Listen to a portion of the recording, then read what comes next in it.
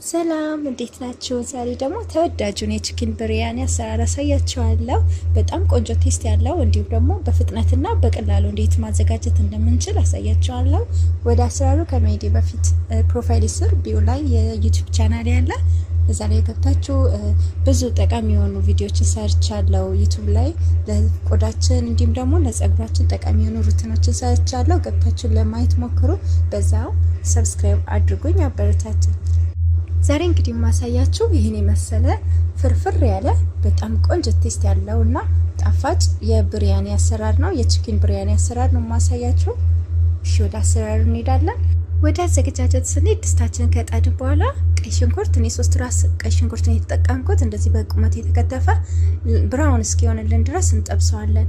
ልክ እንደዚህ ከለሩን ሲቀይር ልክ እንደዚህ ሽንኩርታችን ብራውን ሲሆን በቅቶታል ማለት ነው። ስለዚህ ትንሽዬ ሽንኩርት ከላይ ላይ አነሳለሁ። በኋላ ማድ ላይ ሩዙን ሳቀርብ ከላይ ለማድረግ ነው ማለት ነው። ከዛን እዚህ ጋር ደግሞ 2 የሾርባ ማንኪያ የተፈጨ ነጭ ሽንኩርትና ዝንጅብል ጨምራለሁ። ከዛ በኋላ ወረቃር፣ ቀረፋ፣ ቆንደ በርበሬ ፍሬው፣ ቅርንፉድ፣ ሄልና ስታር ጨምራለሁ። ከዛ እዚህ ጋር አጥቤ ዘብዝፌ በሎሚ ያዘጋጀሁት የዶሮ ስጋ አለኝ። እንደዚህ በትናንሽ የተከተፈ ለ2 ደቂቃ ያህል ከሽንኩርቱ ጋራ ከለሩን እስኪቀይር እጠብሰዋለሁ። ልክ እንደዚህ ሲሆንልኝ የሚያስፈልገኝን ቅመማ ቅመም እጨምራለሁ። የምጠቀመው ቅመም ጨው፣ እዚህ ጋር በርበሬ እንዲሁም ደግሞ የብሪያኒ ቅመምና እርድ ሁሉም 1 የሻይ ማንኪያ ነው የተጠቀምኩት።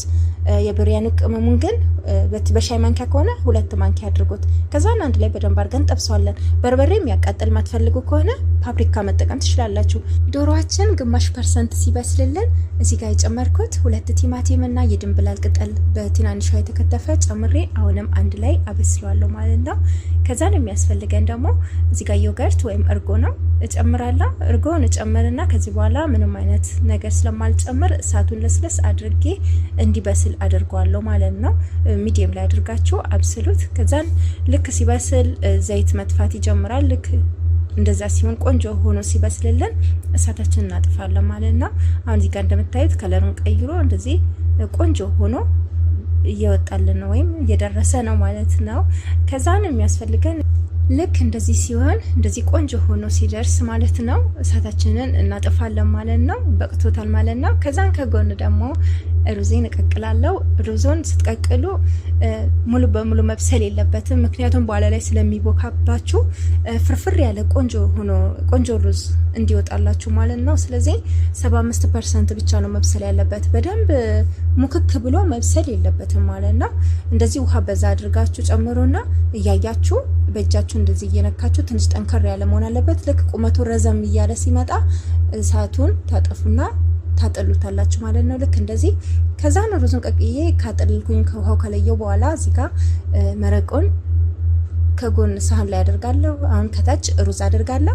ከዛን መረቁን አደርጋለሁ። ከዛን ደግሞ ሩዙን እያልኩኝ እንደዚህ ተራ በተራ ወይም በደረጃ ይሄዳለው ማለት ነው። ልክ እንደዚህ ተራ በተራ እያደረኩኝ እስከ መጨረሻው መረቁ እስከበቃችሁ ድረስ መሄድ ትችላላችሁ ማለት ነው። አያችሁት? ሩዙ 75% ነው ያበሰልኩት። በጣም ሙክክ ብሎ መብሰል የለበትም። እንደምታዩት ፍርፍር ያለ ነው። በኋላ ላይ ደግሞ መጨረሻ ላይ የሚሰጠው ውጤት ታዩታላችሁ።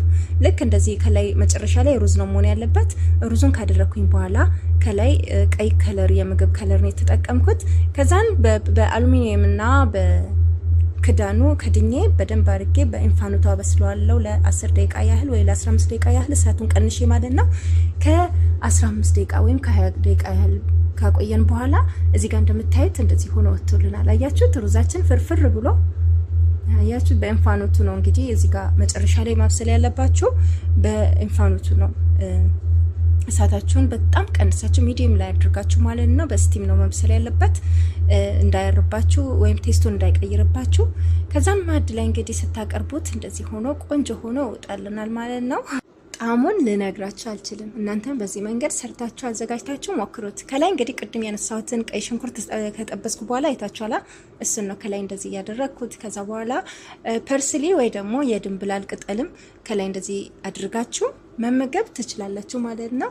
በጣም ቆንጆ ቴስት ያለው በጣም ጣፋጭ የሆነ የቺክን ብሪያኒ አሰራር ነው። እናንተም ሁላችሁ በቤታችሁ ውስጥ በዚህ መንገድ ስሩ። በጣም ፈጣን ነው፣ በጣም ቀላል ነው፣ እንዲሁም ደግሞ በጣም ቆንጆ ቴስት ያለው ነው። ቅመማ ቅመም ያልበዛበት ጤናማ በሆነ መንገድ እንደዚህ በቀላሉ ማዘጋጀት እንችላለን ማለት ነው። እንድሰራላችሁ የምትፈልጉት ነገር ካለ እንዲሁም ጥያቄ ካላችሁ በኮሜንት ሴክሽን ላይ ጻፉልኝ። እንዲሁም አስተያየታችሁንም እቀበላለሁ። ባይ ባይ።